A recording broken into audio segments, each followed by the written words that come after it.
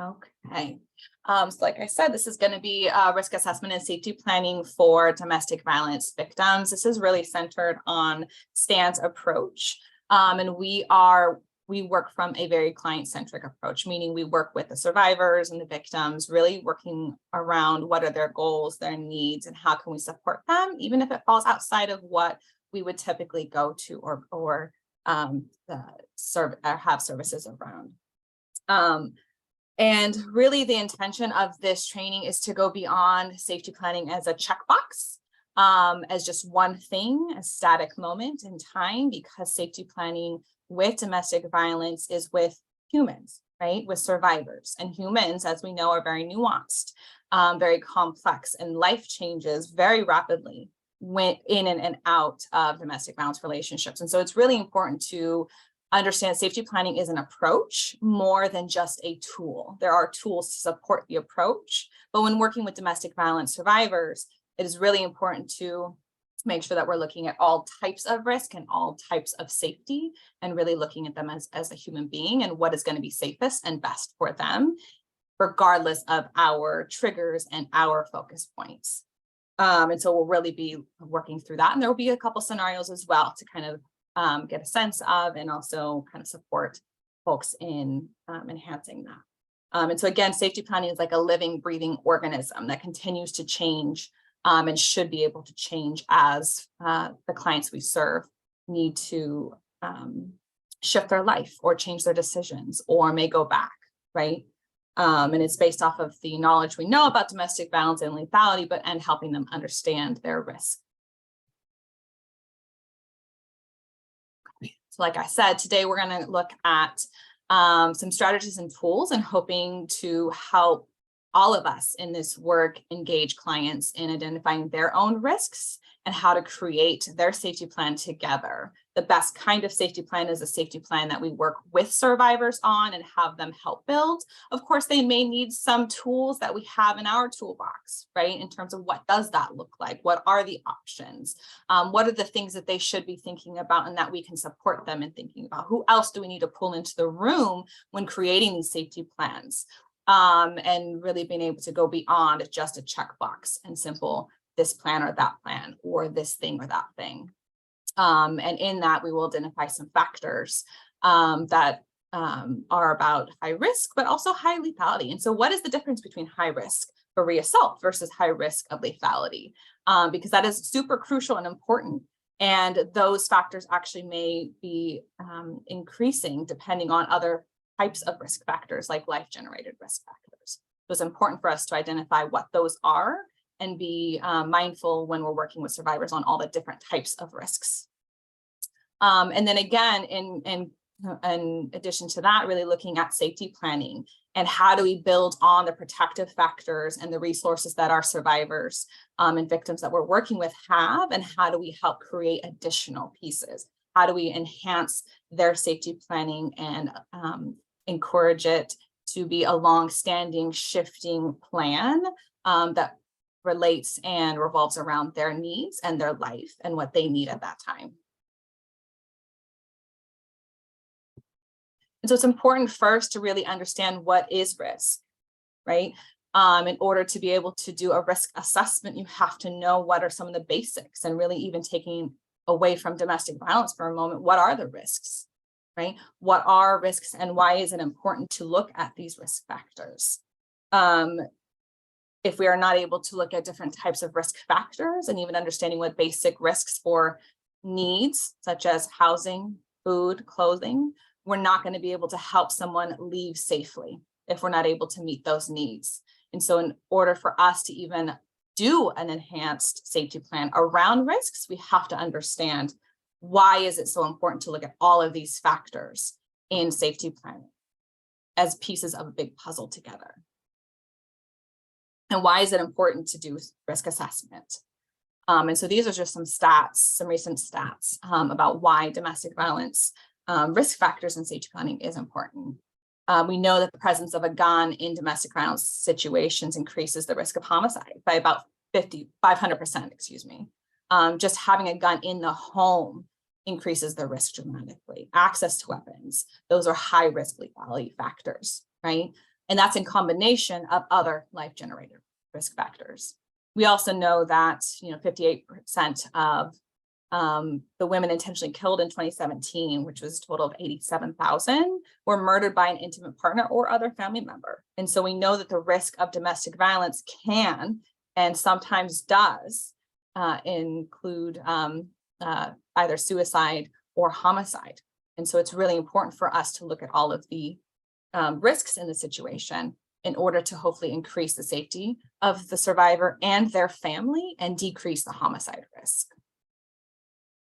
We also know that domestic violence impacts all aspects of life, right? So it also impacts lost jobs, right? So when survivors have to leave their home, they take a leave of absence, either due to incidences or trying to leave the situation, they're not able to maintain their employment. They're not able to go to work. They're not able to take their kids to school. So it really impacts the larger community when there is domestic violence going on, even after someone has left, right? We also know that trauma and substance use are linked, right? A lot of survivors often misuse substances in order to help cope. So they may not have the best coping strategies because they have been able to use what they have used in order to get through the domestic violence and the trauma that they're experiencing. And again, some of that may be because of their partner as well, right? We also know that this doesn't just impact adult victims or survivors. This also impacts children, right? Students. Teen dating violence is also prevalent as well. And so it's important for us to also look at the youth too.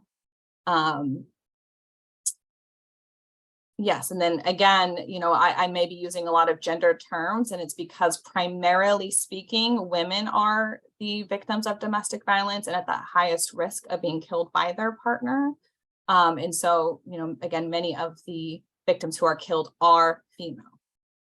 And so if I do use those terms, it is because that it's primarily around women identified survivors and victims, but is not exclusively.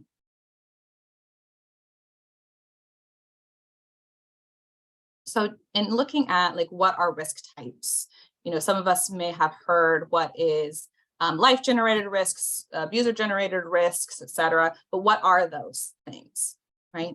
So life-generated risks, and these are just some types, and I would love if you can put in the chat what are some other risks that you see with the clients that you work with. What are the other things that are not here that do put someone at risk of something, right? Whether that's being homeless or at risk of being harmed.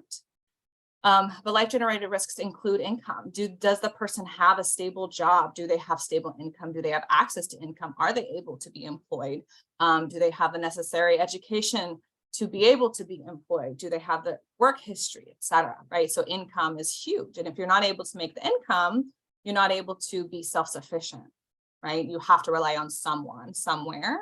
And so it's often easier to stay in relationships where your abusive partner is the primary breadwinner, if you will, because leaving means you have to pay for potentially childcare and rent and gas and housing and car and transportation, right? So many different things. And as we know, in the Bay Area in particular, it's extremely expensive to live here. And education, of course, do they have access to education? What is their level of education? Were they in areas where the education was not sufficient enough, right?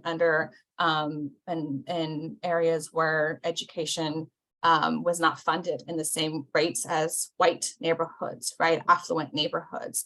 What was their access? And is it equitable access to education? And what is their history around?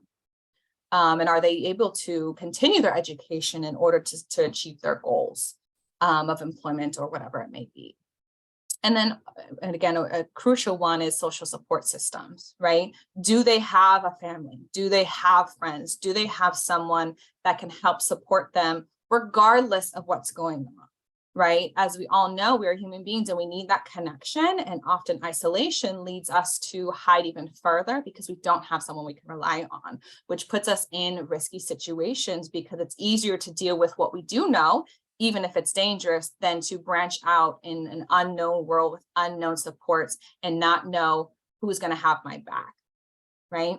So it's harder for folks to go beyond that. So really looking at what is that support system? Who is it? How do we repair that? How do we increase that, right? In order to ensure safety for the survivors.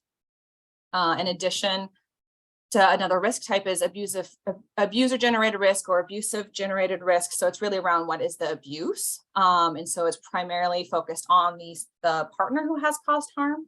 So is the partner has the partner expressed suicidality, or do they have mental health concerns? We know that mental health does not equal domestic violence. Many people have mental health and they are not abusive partners. However, there's multiple factors that may lead into that, right? Holding an ideal of abusive traits. If I am insulted, I then get to hurt you, right? You hurt me, I hurt you. So different kinds of mentalities. What is their understanding and experience to violence? Do they have access to weapons? Like mentioned, victims of domestic violence are at the highest risk of being killed just by having a weapon in the home. That alone is a huge lethality factor. Whether or not it's even theirs too, right? So many survivors are also killed by weapons that they own from their partner in incidences. Has the abusive partner ever committed sexual violence? Sexual violence is also a lethality factor and super crucial. And that could be whether it's in this relationship or a history of that, just really understanding again to what level the abusive partner is willing to take to maintain that power and control over their partner, and how crucial that is to that person. Is the abusive partner unemployed? Right? Because again, unemployment creates more stress. That's also a life-generated risk, which also creates more stress on the household. And is the victim or survivor working? And who is managing the money? So it gets very complex, right? And substance misuse as well. It is the abusive partner using substances that can increase or just be part of the cycle. Again, not everyone who uses or misuses substances is a violent person. However, it can be part of the cycle and one of many factors that increases. In addition to that, right, so going beyond just the intimate partners, but into the community, what is the community? What is the family generated risks? Is there immigration concerns? Is this is one or both of them undocumented?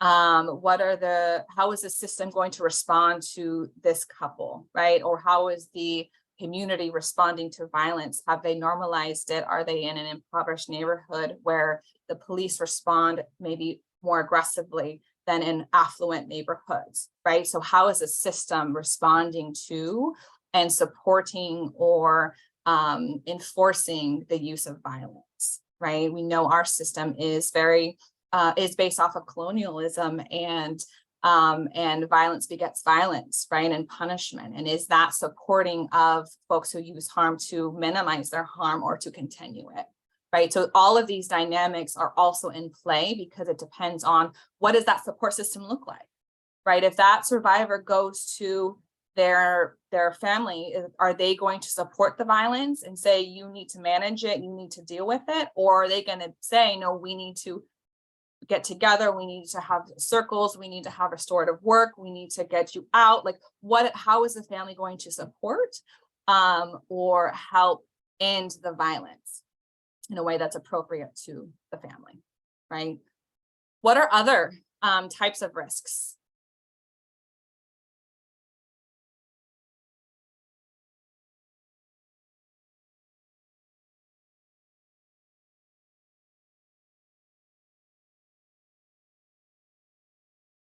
Pregnancy, absolutely, absolutely. And that's sometimes in an abusive relationship, sometimes when the physical violence actually starts. Absolutely. What else? What else do you see when you're working with victims of violence? Isolation from support system, absolutely. The lack of support systems. Age, yes. Gang affiliation, absolutely. Immigrants, yep, definitely. History of harm, absolutely.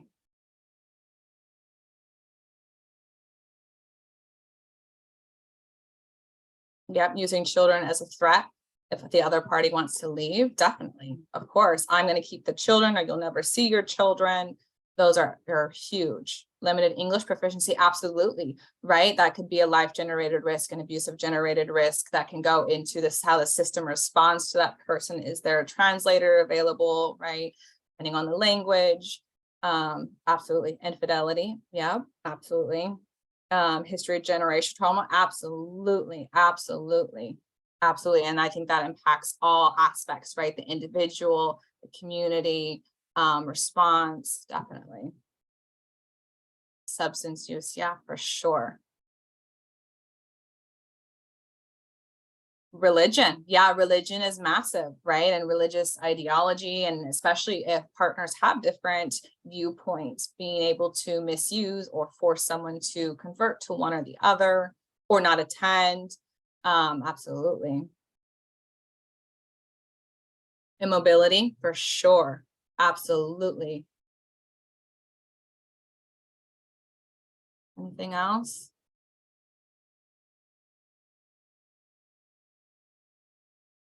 Right, these are all great. Okay. So continuing on, whoops. So continuing on, just kind of going into like, what is the risk of reassault versus risk of lethality? How are those things different, right? Because they're very similar, but there is a difference in between whether or not it's going to happen again or at what level it's going to happen again. So reassault is the likelihood that abuse will occur again. Now, abuse, as we know, could be financial, it could be emotional, it could be sexual, it could be physical, it could be a variety of different forms, right? So reassault, the risk of it happening again depends on what type of violence is used in the relationship and how likely it will be that it will happen again. Like, what is the cycle? What is the frequency? And this is really based off of the history. And so this is really focused again on what is the survivor? Are they able to calendar kind of the last types of events? Like, when does the name calling start? What does that cycle look like? When are you starting to walk on those eggshells? Like, really doing those thorough history of domestic violence within the relationship, and what does that look like? And some examples of that type of assessment is like the danger assessment by Jackie Campbell, where you go through various different risk factors, and also use a calendar to help you understand and potentially predict when the next situation is going to happen. And we can kind of safety plan and work backwards in terms of how can we increase that safety, knowing it may happen in the next 2 weeks because it's starting up again, right? So being able to use the tools that they have in place and how can we support them if they do want to stay in the relationship, for example, right? So those are the types. And then ODARA is more for reoffending. That's more on the offender side of it. So how likely are they to commit the violence or be charged again, right? So commit a crime again. So that's more with the like district attorney's office, but looking at what is the rate of recidivism ultimately, and how likely are they to commit it again. So those are just a couple examples of types of assessments that look at the likelihood it's going to happen again. Now, both of these also touch on lethality or what's the likelihood and intensity of the incidences, but not solely. So lethality is the likelihood that a fatality will result. Either that's a suicide or homicide in the relationship. So at what rate are you likely to be killed by your partner? And this is looking at what risk factors are there and what's the level of them, how many of them are present.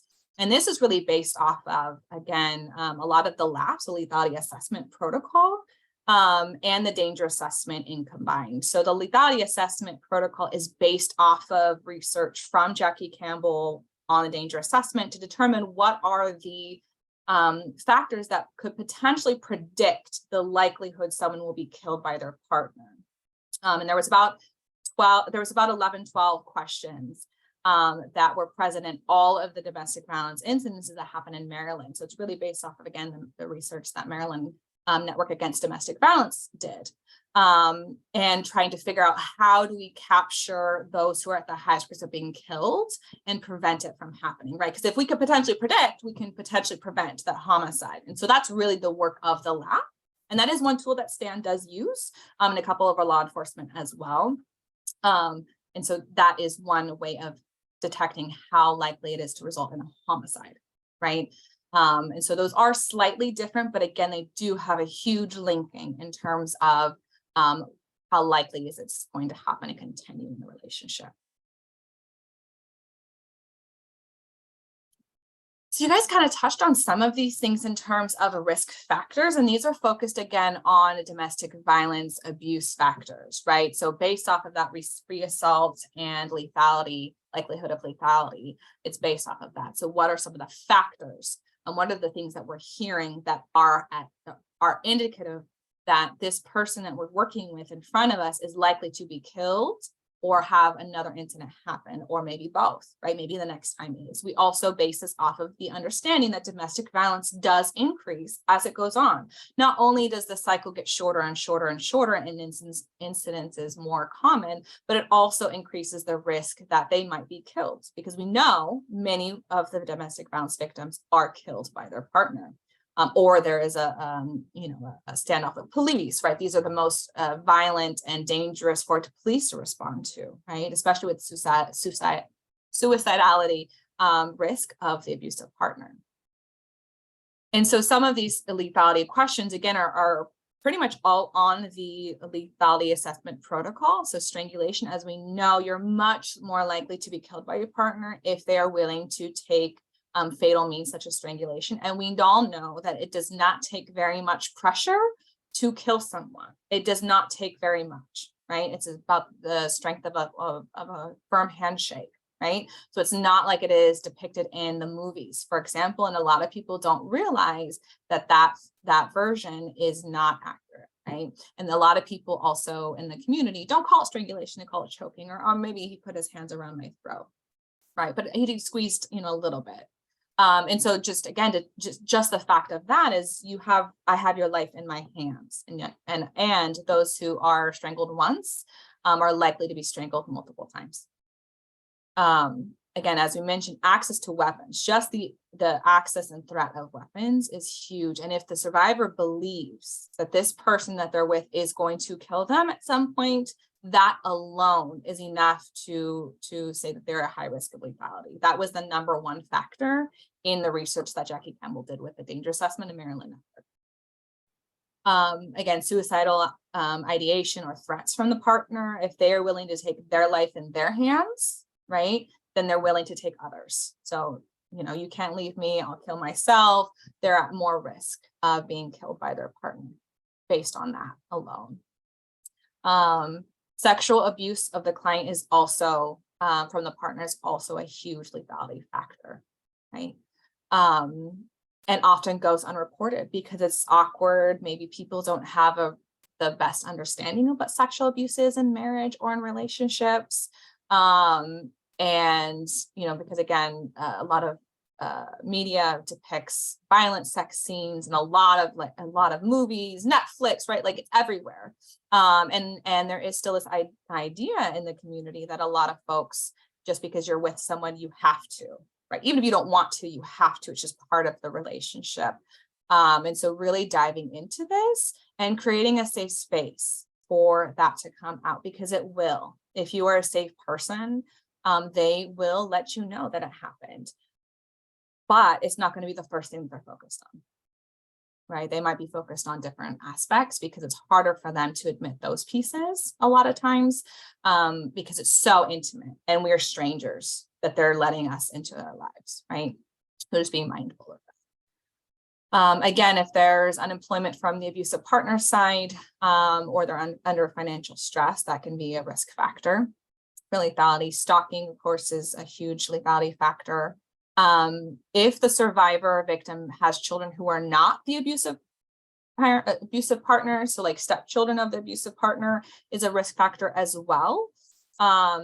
And as we know, a huge lethality factor is once you leave the domestic violence relationship, once you break that power and control, it is the hugest, biggest lethality factor, because once the power and control is broken, the partner may try to do anything and everything to regain that power and control.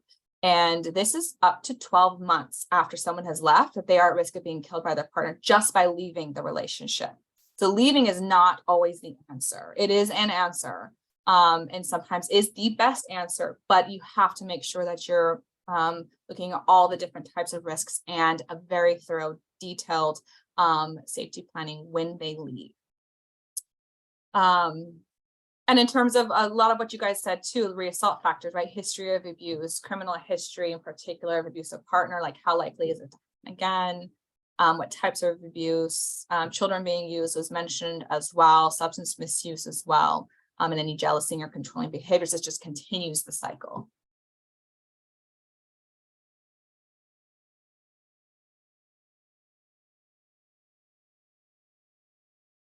So in order to kind of, again, do a very comprehensive safety plan, we also need to look at what are protective factors. What are things that the client or survivor or victim, the person in front of us that we're working with, what are the things that they have that we can build on, create together, refer out to increase? What are those pieces that we're working on to make sure we're building the blocks to keep them and their families safe, right? To increase their safety. What are those pieces? And I would love if you guys can put in some of the chats, like what are the things that you see that you build on with clients, right? They walk in and they have these things already set. And a lot of it, again, is based off of, are their basic needs met? Do they have safe and stable housing they can afford to pay for, right? Do they have a place to go to? Right there, if they have to leave their house, do they have a place to go to, right? What does that support system look like? Or are they able to financially take care of themselves and their children in a new place? Do they have a type of income, right? Again, many of our clients don't have very much income and they need to increase if they have children and need to leave the house and now pay for housing and childcare and everything on their own, right? And do they have access to that?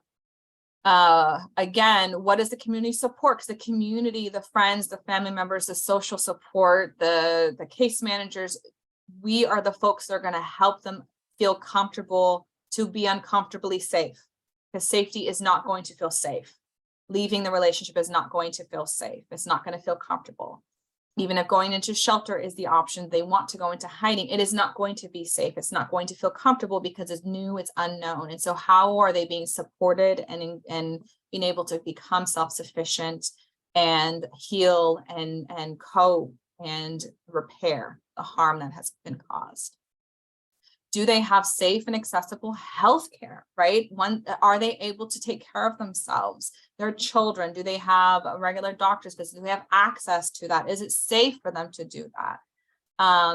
That's also huge, not just for physical, but also mental, right? For them and their children, because if they don't have access to that, they're not able to take care of themselves. It's a basic need. What are some other things that you guys see with the clients that you serve? In terms of protective factors or factors that kind of help increase their safety, maybe you build on together? What are some of those other things?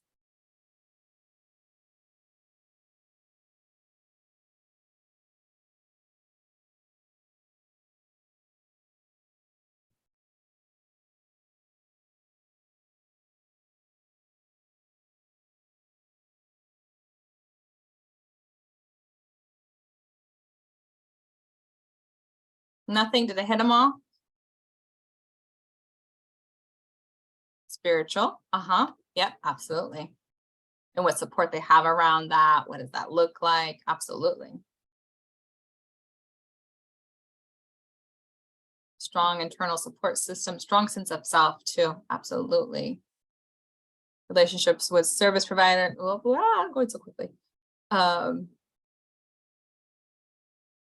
Yep, it takes an average of 7 times to leave. So having an advocate, case manager, et cetera, understanding the dynamics and understanding the likelihood that this person will probably go back, and being a safe person, feeling safe to call law enforcement, feeling safe that they will protect you as well. Definitely. Family, absolutely. Behavioral health support. Definitely. This is a lot of trauma that happens, right? And a lot of repair that needs to take place to be able to sometimes increase your self-worth, right? Because you've internalized all of these dynamics and all of the name calling and all of the things that have been said about you. And feeling guilt too. A lot of our survivors feel guilt when they leave the relationship, or if they do have to call law enforcement, because this is a person they did love at some point. It wasn't always this way. And really going into those dynamics. A protective factor that I've encountered is if they have children, supportive childcare that is affordable and safe. Yes, affordable childcare, especially in the Bay Area, right? That is very hard to find, may have wait lists. Are they able to actually have that that's reliable, that they can again afford, and that is safe too? Absolutely. Can you trust the people that you're taking care of, that are taking care of your children while you're at work or trying to increase your self-sufficiency? Supportive friends, definitely. And supportive friends that may understand a little bit about the dynamics too, I think is also crucial. Just so that way they're not adding on to the feelings of guilt, of leaving, etc. Educating clients about IPV, yes, and letting them know they're not alone and that there is help. There are options, definitely. We'll get more into that in a little bit too, in terms of co-creating these plans together with clients. Enrolled in education, increasing their education, definitely. Strong parenting, definitely. Sometimes these survivors, we need to help prepare the relationships between their children because they have been used in the domestic violence. And they may not even know how to really parent their child because they haven't been given the chance, or maybe the partner didn't allow the children to call them mom in the relationship because that was just part of the abuse. So there's lots of dynamics in there. And so definitely being able to use that, harness that, and build on that together. Active case management, definitely bridging the gap between client and family members or friends that may or may not be able to offer support. Yeah, so definitely working with this client. How do they help repair those relationships too and increase their support system that may have been they haven't been able to tap into for a while. Citizenship, definitely. Great. Thank you all.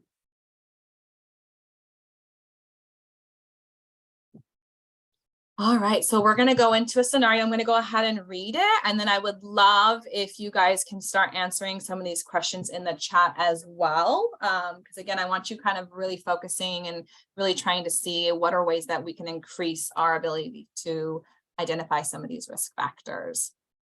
So I can read it. So Cindy came in to meet with you. She lives with her fiance and their 14-year-old daughter. Cindy reports her husband was arrested 2 days ago and is unsure when he will get out. She is a bit worried because he is undocumented. She also stated she was hospitalized and sustained a broken nose, black eye, and has broken blood vessels in her eyes. Cindy stated earlier this week her husband was drinking and accused her of cheating with her coworker and threatened to kill himself with his shotgun if she leaves. She wants to get him the help he needs to be a good father and husband. He has been drinking more since he lost his job, and they have no family to help them with the financial crisis this has put them in. So first question, what are some of the risk factors? What are some of the risk factors that you see in this case? And you can put in the chat, you can jump in, chime in, whatever's comfortable. Shotgun, substance use, undocumented, threatened with violence, financial stress, definitely alcohol use, no family, threatened to kill himself and her. Yes.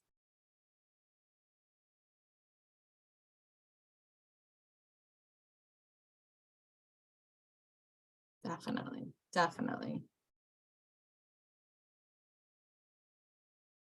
Lost job, children involved, jealous, controlling, threatening, lack of income.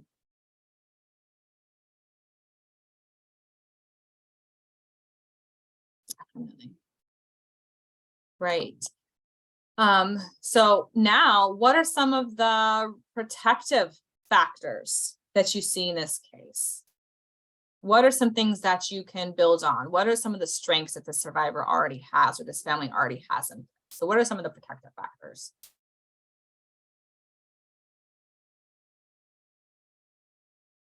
He was arrested. Cindy came to meet with someone. Yes, she wants help. She came to talk to someone and share her story. She has income.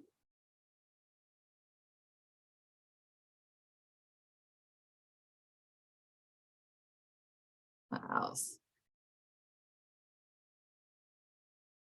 She wants him to get help. Yeah, she wants to work on the family and see what is possible.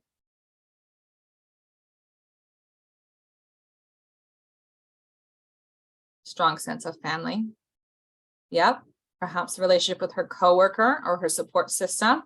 Yeah. Yeah, these are definitely things to look further into and see how we can kind of increase the sense of that, and also how do we build on those pieces. Definitely.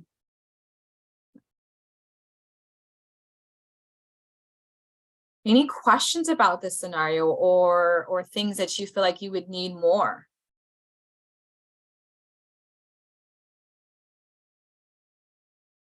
Oh, no, that's a typo, actually. Sorry. It's just her fiance. Thank you for checking that typo.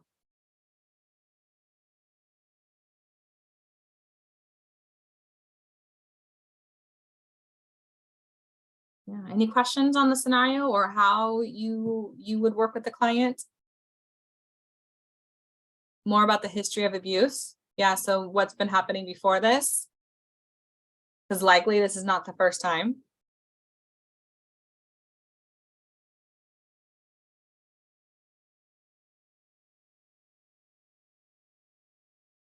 Possible child abuse. So what's the interaction with the child? Is the child safe? Witnessing domestic violence. Does CPS get involved in this type of situation, or is you're just assisting the mom?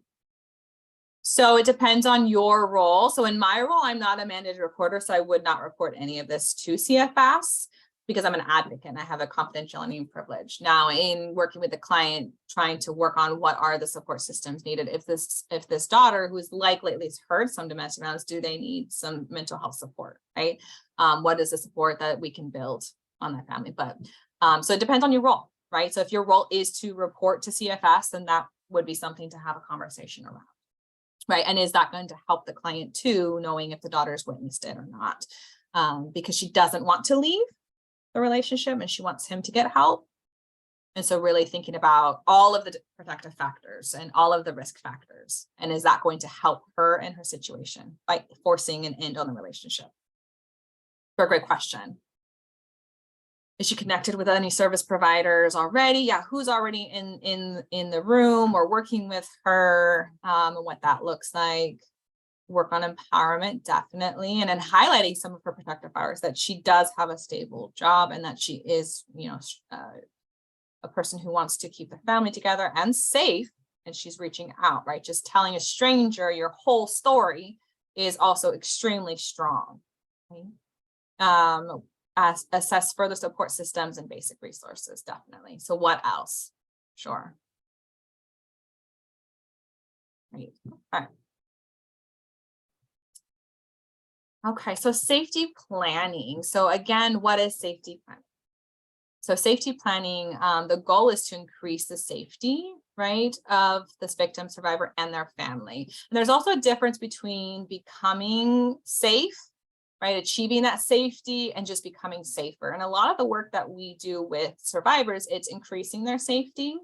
So it's becoming safer versus making sure that they're 100% safe, because being 100% safe means you are free from all violence, all control, all of your basic needs are met, and all risks are eliminated or reduced to near none, right? And that's not necessarily realistic, especially as majority of survivors have to stay in relationship with their children's father, with their children's other parent, right? There's still going to be potentially some connection.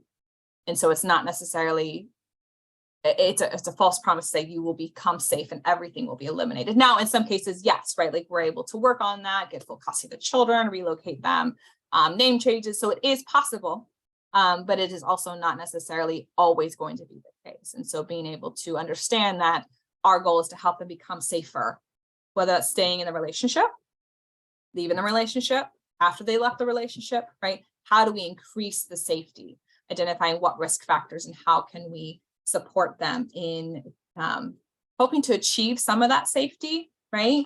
But also knowing that as they leave, et cetera, that risks will increase, whether that's life-generated risks of becoming homeless because you can't afford the house anymore because you don't have a person to rely on anymore, or just being able, or just being killed by your partner, right, is the highest risk once you leave the relationship.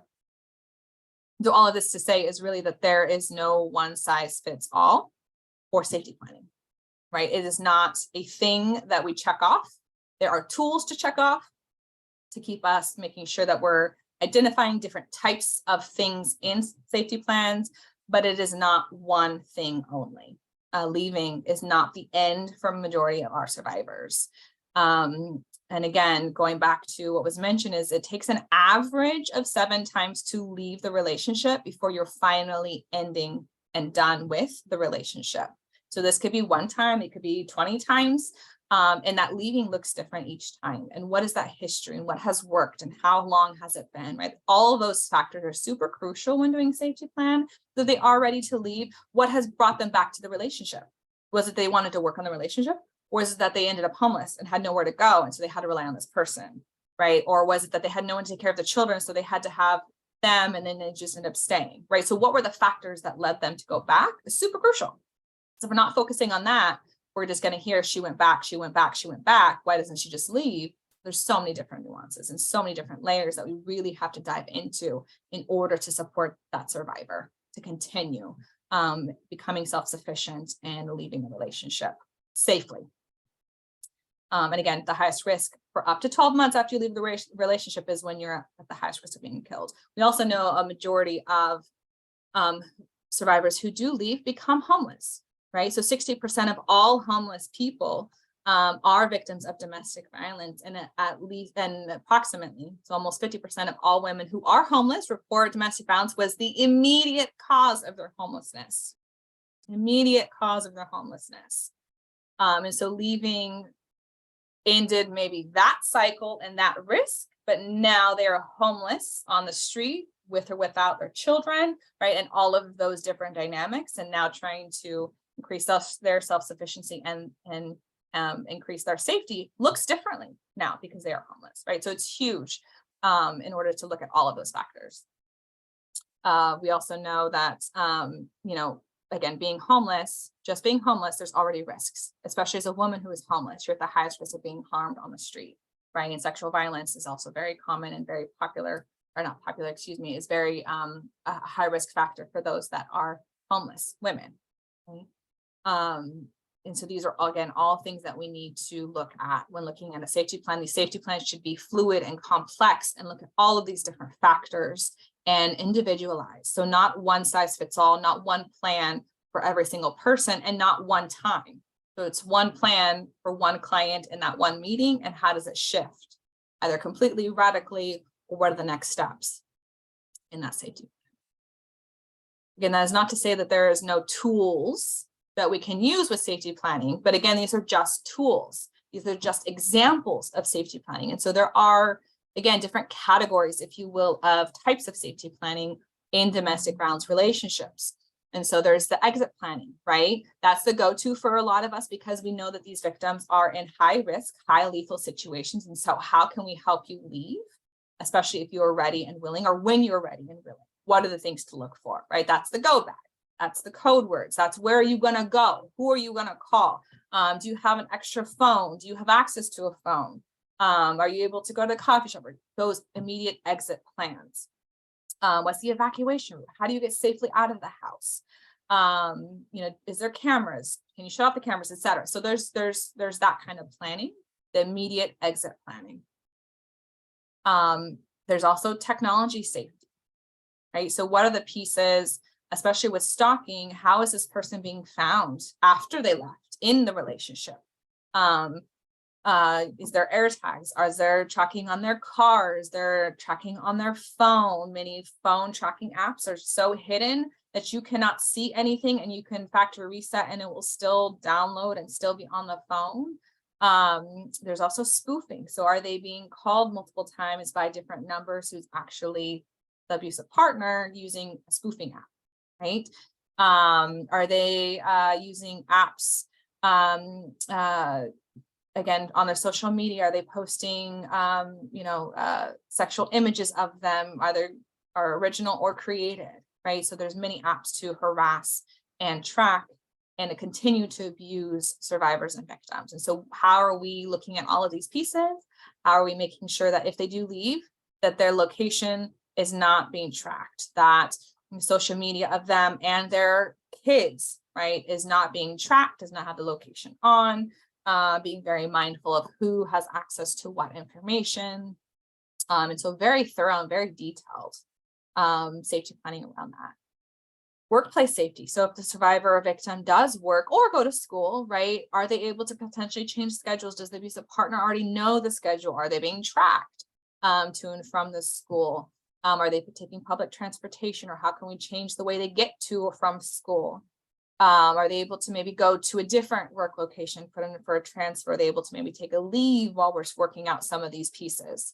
And what legal protections do they have for that as well? And so looking again at all those pieces, does their work know? Does HR know? Are they showing up to the job? And those conversations. After leaving the relationship. So again, once you leave, again, most of these survivors do have some contact. Either the abusive partner is stalking them and trying to regain that power and control, or they have children together. And so there will be more than likely some child custody exchanges, something, some connection, some communication. And so what does that look like? How is that being communicated? Are you doing it being calls, or the calls turning into abusive calls, right? Beyond and using the children in those situations to continue the abuse in the control of that person. And how does that look? How can we shift that? Can we do apps? Can we just do texting? Does this need to be something through the court, right? What are the safe options for that? Changing locks to make sure that the person no longer has access to that facility. Are you able to get home security cameras, fences repaired? What are those pieces to make sure? Are you able to maybe relocate where you've been staying, right? Or get a dog to at least help with barking. So a variety of different things that will work right for that family. And again, any legal options, including restraining orders or gun violence restraining orders as well. And if they're staying in the relationship, right, helping them understand the pattern. So with that danger assessment, understanding what's the likelihood this is going to continue. When do they notice that things are going to happen? When are they walking the eggshells? And then what do they do in those times? What has worked? Has any de-escalation techniques they use worked? Right? Is it making their favorite meal that works? Or, they take them to a movie whatever the pieces are, because they have tried to minimize the violence in the relationship, and they are experts in what works, what does not work. And sometimes nothing works except leaving or moving to a different space. And sometimes they are unexpected, but when they are unexpected, where in the house is safe enough to have an argument, right? Are you in the kitchen where there's knives? Or are you able to take things to a different space where maybe there's a back door too, in case you have to run out of the building? So what does that look like? You notice your partner is increasing, you're walking in eggshells. Are you able to send the children somewhere, to a neighbor's house or friend's house for a couple of nights, to have them away and safe? And in order to kind of minimize the incidents that may happen, or the arguments that may happen, right? And what is keeping you in that relationship as well? Like, what is holding you in that space? Is it that you want to work on it? Is the partner willing and able to look at the violence they use? Are they interested in going to like an anger management or a nonviolence program? Or like, what is the willingness on them to change? How is this an issue for them, right? And what are additional resources to help stabilize and increase those protective factors we just mentioned, and reduce the life-generated risks? Because again, if it's they have nowhere to go and that's why they're staying, well, then how do we make sure they have somewhere safe to go and their needs met, in order to make sure that they are safe, they would like to leave, or get the person out of their house, et cetera. We're really looking at those. Are there any other types of safety planning tools or types of plans that you guys use in your work? Because again, these are just some types, lots of different types of safety planning.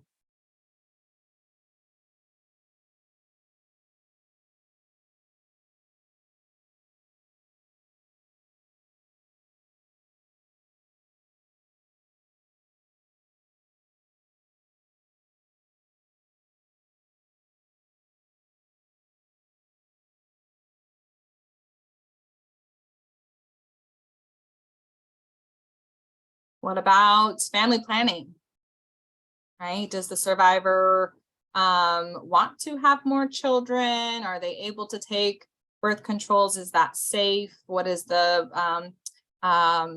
person who is causing harm in the relationship, like, right? Good cause reports. Yes, definitely. So again, what are some of the legal options if they want to leave and go into hiding, making sure those pieces are part of the safety planning for sure. What else?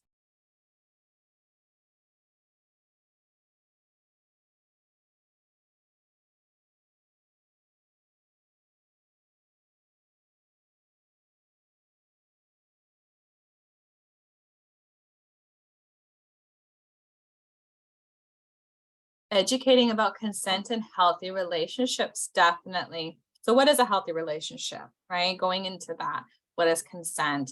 Healthy relationships, we all have conflicts. How do you deal with the conflicts is determining whether it's a healthy, safe relationship or it's an emotionally abusive, physically abusive, right? It turns into abusive relationship. And helping the clients think about what they are and are not okay with in their relationships. Absolutely. Restraining orders, educating on red flags, huge, huge. Whether or not they're in the relationship or they've left the relationship or they're healing from past relationships, noticing the red flags for sure. And what's concerning. Definitely.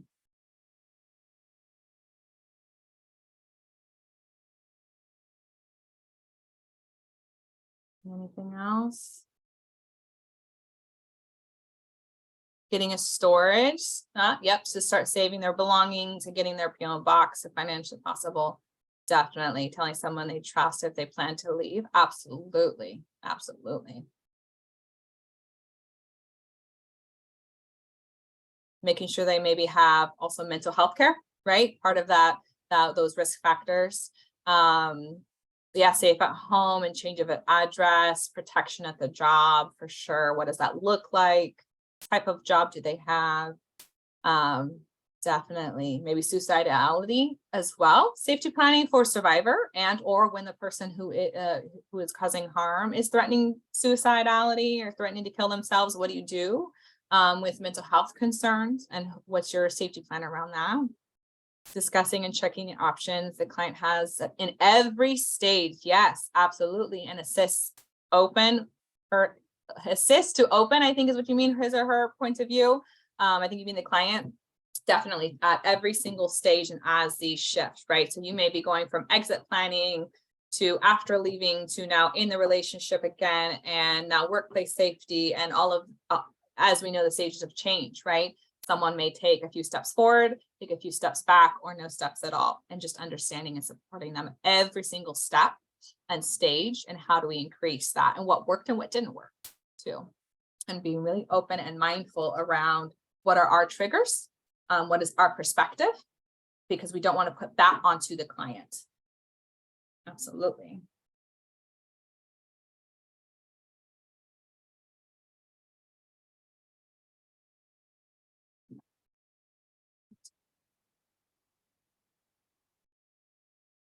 Okay.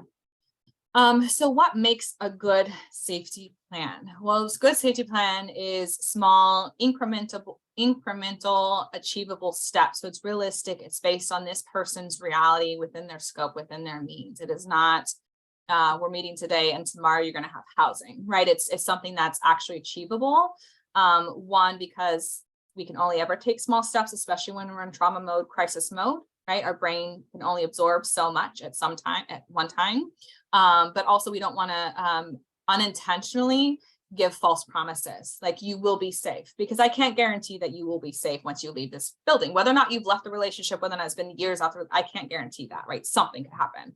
And so really being able to go based off of the client, where they're at and what is their goal and how do we slowly get there. And, as most of us as human beings, when we set these big goals and we don't achieve them, then we also may not want to take steps to try and do the next step to try and achieve the next goal, right? We might feel a little defeated. However, if we do little steps, we get those endorphins going and we feel great about that. We check that off our list and we're moving forward. And so small steps really help build that sense of being able to be self-sufficient and on your own and in control and empowered on your own, right? So small is really celebrating the small steps. Even if there are some side steps or some back steps, what are those small steps, right? Maybe you talked to an abusive partner, but you did journaling today, which is great because now you're able to kind of get some of those emotions out and really kind of start doing that planning and those creative, and you're getting the creative juice flowing. And that's what we've been working on, right? To get that self-worth and safe coping pieces. So wonderful, really making to celebrate those and making those really big too. And again, what are the clear roles and expectations? So what is my role? My role is not to take you out of your home and give you a house, right? Like I'm not going to create everything for you. I will help link you. I will work with you each step, right? That active case management, absolutely. I will be there as I can. When I go to court, I can't represent you. I'm not an attorney, but I can be there for support. I can help guide you through the process. I can help you understand the legalese, right? I can help you understand the next steps. What are the options, for example? But I cannot do it for you. I can help you. I can show you how to do some of these pieces. Sometimes clients don't know how to make phone calls to, get information on restraining orders, for example, right? Maybe making some of those phone calls to show them what it's like and then have them do it. So what is the level of support they need, right? Maybe they have a basic education and they can't read complicated, complex paragraphs or sentences. So how do we then support them in building that capacity so we can continue to push them to be self-sufficient on their own and they no longer need me? So kind of almost like training wheels, if you will, in some areas based off of what support they need or don't need. And also they get to change their mind, right? So really, again, building off of their strengths, and maybe they just need to vent everything and then they're going to go do everything themselves. Wonderful. That was my role. That is what you needed from me. That's what you can expect from me, right? And again, really focusing on increasing the support, right? Increasing who are you going to connect with? Who needs to be in this room? Who needs to be a part of this plan? Whether it's friends, whether it's repairing relationships with your family, whether that's other social service providers, community service providers, law enforcement, who needs to be in that room? How do we need to increase the support for you in order to again, be on your own and be safe and create the safety plan together, right? And who has worked before? And who can do what, right? For example, if you're looking at family, one family member may be great at this piece, but I will not talk to them about that piece because it's unsafe to do so and I don't feel comfortable. So then we build on that, right? And then how do we maybe have conversations and complex conversations around the trauma that has been experienced by the entire family and the multi-generational trauma that has happened, right? So kind of all of those pieces. Again, who needs to be in the room? What conversations need to be had? What resources do we need to look into? To make sure that we're looking at all of the protective factors they have in their disposal and what are the risk factors, and not just abuse risk factors, but life-generated risks. What's going to happen? You take this step, what are the potential risks, right? You leave, what are the potential risks? How do we then not dive down into a tunnel of what ifs, but how do we work within some of those typical range of scenarios and make sure that you know what are the steps that you can take, right? And really, again, safety planning should shift constantly, frequently, and be as malleable as life is, because as we know, life for all of us can change in the drop of a hat, right? Something happened tomorrow and everything that we planned for the next number of months is completely out the window, right? And we need to change and make sure that as we're working with a client, each time we meet with a client, we're asking about their situation and safety planning with them throughout the session, throughout the case management, because it is just an approach, not a tool. And so going into engaging a client, co-creating a plan really, again, is about helping them understand their situation and building our tools on their tools, right? Like, how do we come together as a partner? Really, again, and as an advocate, I am just a thought partner. I am just here for you to talk with me. I can tell you some things and we can work out the next steps, but I am just a thought partner. I will not do anything for you. I want to help you take the step that you can. How can I support you on that path? And what tools, what are the things that I can think through to help you understand and paint the picture too? Because they know their situation much better than I know. I can't tell them what they should or should not do. I can't tell them that it's going to be safe to leave. I can't tell them it's going to be safe to stay. I can't tell them they're going to be safe. I don't know. I don't know what's going on. I don't know how this person is thinking. I don't know what you've been through. And so how do I take what you can give me and put them together with maybe some tools I have in my toolbox, and in order and create this plan together as a partner, and shift and be open to shift and let them know it's okay if things shift, right? I'm still here regardless of what changes. Maybe we did talk about going back and then you're actually with the person, right? That's okay. Thank you for telling me. Thank you for trusting me with that. How can I support you now? What is the plan now? Right? And so it's really about, again, helping them understand their situation from an outside perspective, but really they know what's going on. They know what's going on. They know it's bad enough to talk with someone about it. They're trusting a stranger with their situation, which is huge, right? And they may need some information about, yeah, what you're talking to me about is a cycle. And yes, I'm really concerned for your safety, because what you mentioned about being choked until you passed out, you're at risk of being killed, right? You know, and what's your health look like, and how are you dealing with that, and all of the pieces, right? To help them understand some of the other dynamics they may not necessarily see or hear or want to believe in themselves, but they do know that things are not well enough to be able to talk about it. And so it's just us to help understand their perspective, where they're at, checking our own perspective, what are our triggers as well, because if we get triggered in that moment, the client's going to shut down and they will not talk to us anymore. And we may have now just added to the isolation. Unfortunately, we may be one less person they can rely on, right? The moment they trust us with some pieces, as much as we need to deal with our own triggers and support ourselves in our own healing, we also really need to stay present with the client and how can we support them, right? And then creating a shared focus and perspective, right? So again, what are the goals? I can't fix everything for you, but like, what are the steps that you and I, with our roles, can do together? What are the steps that you can take? What are the things that you're willing to take? How soon do you want to start this plan? Is it just talking about it today and maybe starting in a few months? Like, what are the pieces that you want to do, and what's the timeline? And in doing all of this, it's really about using that active listening techniques, right? So open-ended questions. So we are letting them lead versus us asking yes or no questions and getting the path we want. Because if we ask yes or no questions, we're leading down a path they may not want to go to. But if we ask open, they're able to go in the direction they want, even if it's, I don't know. Well, okay, tell me more about that. Like, what's going on? Like, really being open and warm, creating a very welcoming sense and space, and gentle support, judgment free, right? Not having them fear telling us that they went back to their partner, right? Or that they have someone that they're able to get that support to. Right? Because we know an average of 7 times to go back to their partner.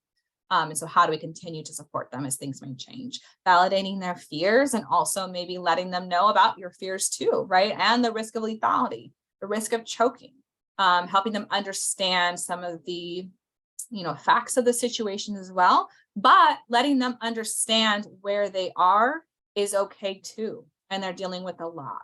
And it's hard to hear all this. And how are you doing with this? How can I support you in this? What does support look like for you? Right.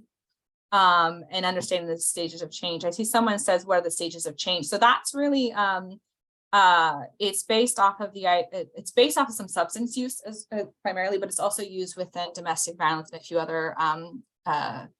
a few other areas as well. So it's really around where is the person at in wanting to make change?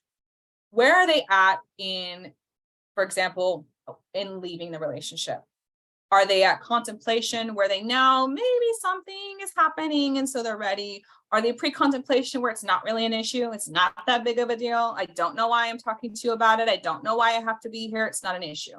Or are they at ready for action to be able to take a step, right? So those are the basics. Once you are in that, you can go back and forth, right? So you may take a couple steps, maybe getting some information, talking with a caseworker. That's some of your steps, but actually you're going to go, it's not a problem.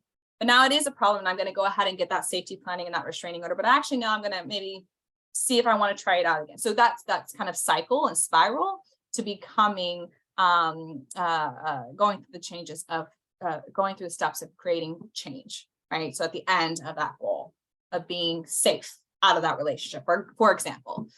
So it's just different steps. And where are they at in that process? Because if they're at the, it's not a problem, me telling them, information about how it's dangerous may not sit well with them, right? It might not be something they're ready to hear just yet in order to take steps.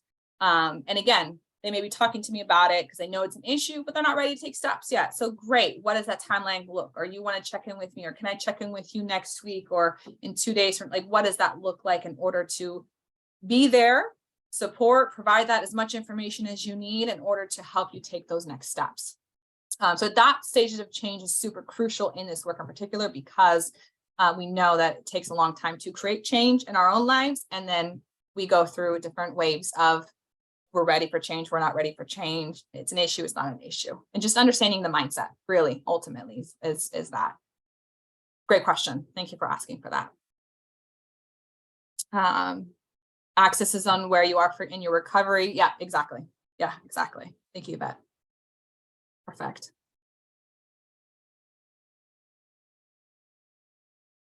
Great. Any questions on that piece before we do another scenario?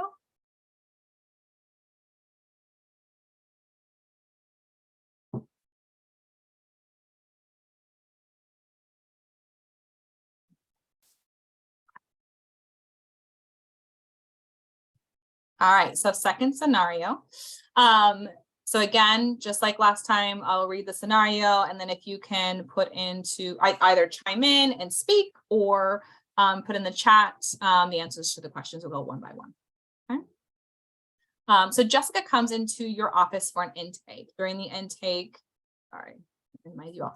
During the intake, she mentioned there was an argument with her boyfriend a couple days ago. During the argument, her boyfriend called her names, pushed her several times, and choked her until she passed out. Her throat is a little sore and she has a bruise on her arm. She doesn't know how she got.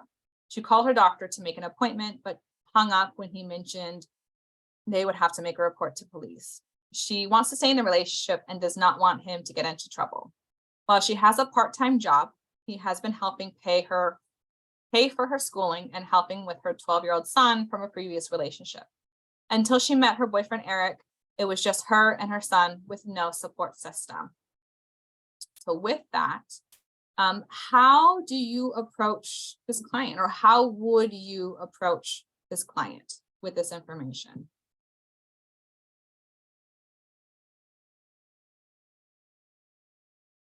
Possible damage to her throat from being pushed and several times and choked. Yeah. So what's the health situation? How are you feeling right now? Do you have symptoms from strangulation, right? Using some of the toolboxes we have around what are some of those symptoms? What are the concerning symptoms? And what's the likelihood that a blood clot could happen after strangulation, right? Medical support. Yeah, immediately. And are you open to medical support? Because remember, she wanted to make a doctor's appointment, but hung up the second they said it was going to be a mandated report. So she needs medical support, but is it going to be safe? How can we do that? How can we safety plan around that? Definitely. What else?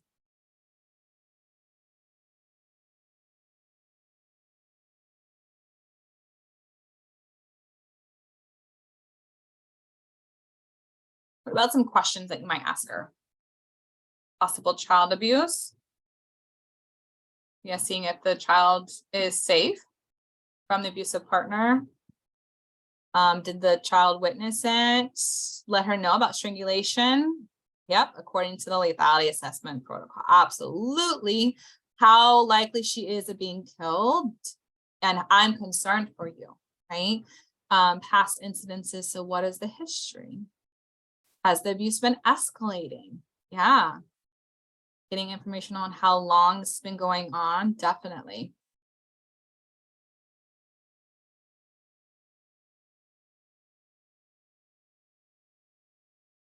Yeah. Speak to her about the risk if she's having this guy in her son's life. Yeah, definitely.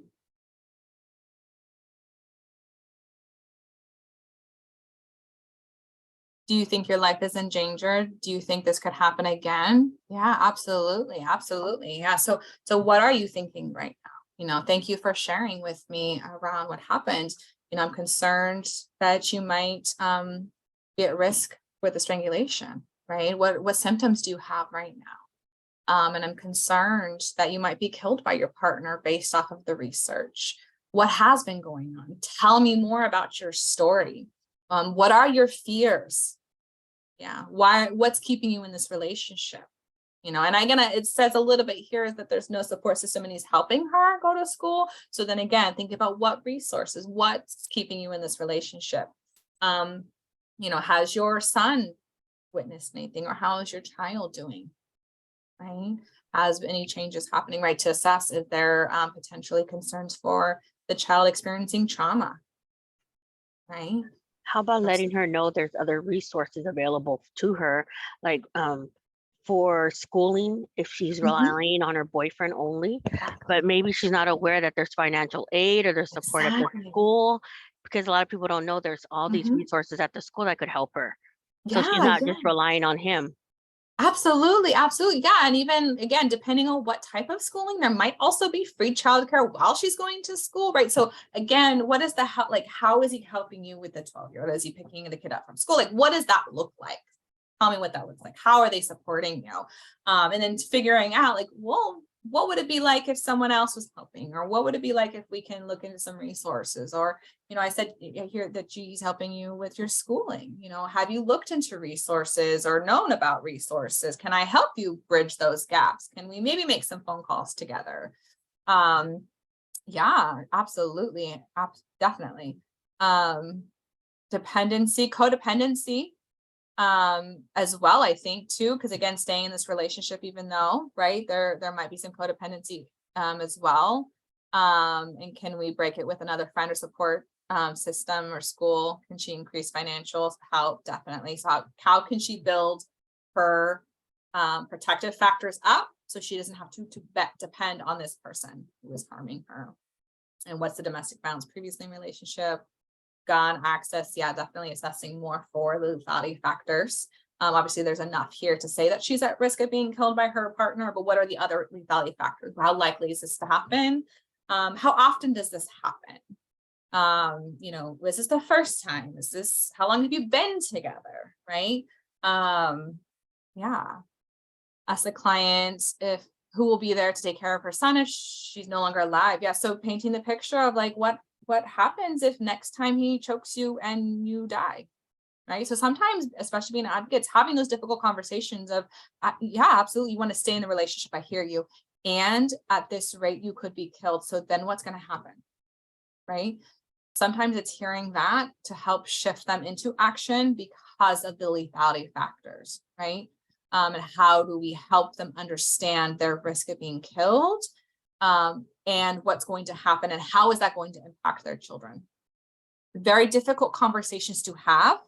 And we might be the only people in their life who is able to have these conversations with them to help them understand the reality of their situation too, to that degree. Again, a lot of folks in domestic violence relationships minimize everything or blame themselves, right? Like if I had just not argued with him, he wouldn't have choked me. Well, maybe, but you've argued with other people in the past, right? Did they choke you? Does he choke everyone who he argues with? Right. And so really kind of helping them understand that you argued, you maybe threw things, that's one way of dealing with it. And was the response warranted? No, because nobody gets to put their hands on you. That's a choice they make. No matter how angry they are, that is a choice. Maybe a poor choice, but it is a choice. And really helping them understand that too. Again, what does a healthy relationship, what does healthy conflict look like? Part of that too.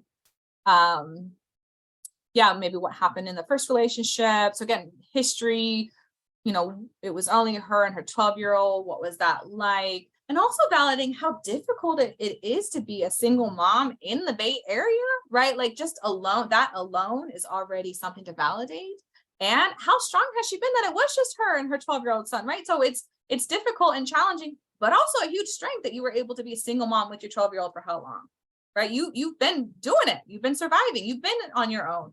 So what's keeping you here, right? What are the pieces that are keeping you here in this moment? And is that helpful to you, right? So really building off of their strengths to help them understand what they're capable of. Sure. All right. So that's pretty much it. Does anyone have any questions for me or about the scenarios or about the information?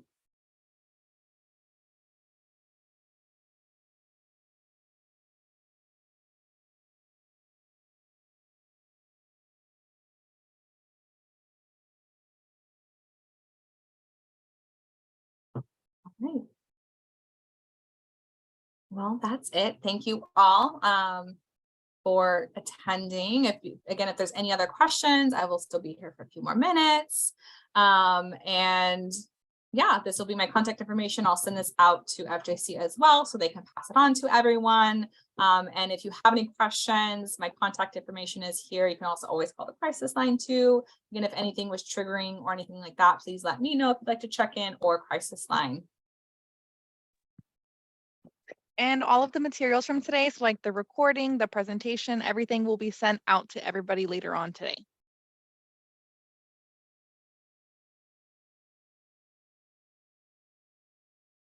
Thank you, thank you. It was very, very nice to see all of them and the scenarios. Thank you. That just made me open up my eyes and everyone that jumped in and put in informations or questions that really helped me see how I can help someone that could come with that type of issues. So thank you very much to everyone. My name is Maria. I'm from Moradas de Mujeres del Milenio with Rosa Acosta. Thank you. Thank you. Have a pleasant day. You too. When you're sending the information regarding your presentation, can we also have a list of everyone that was on this presentation? Like I would like their contact information. I'll see if that's something we can provide, just to make sure everyone consents to having their information shared.